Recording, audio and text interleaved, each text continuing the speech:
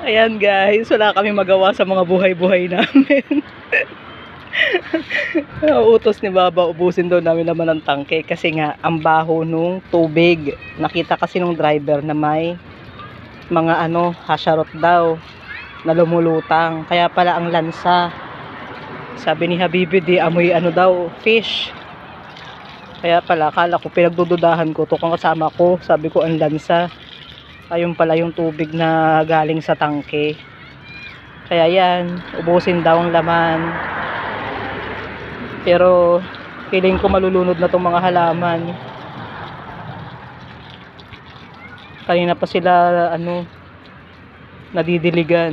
Yan guys, for today's video, magiging test driver muna tayo. Sabi ni Habibi, turuan ko daw. Hindi ko siya minamaltrato guys ha. Hindi ako ganon. Spoiled sa akin yan, baka hindi nyo alam. Kaya titinta ko pa ng kape yan. Tsaka tinan nyo naman nilaban niya, isang piraso lang.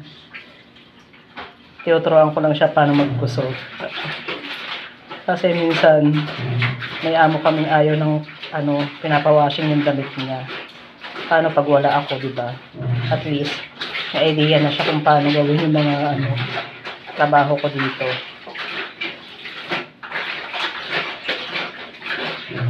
Ang cute niya maglaba guys.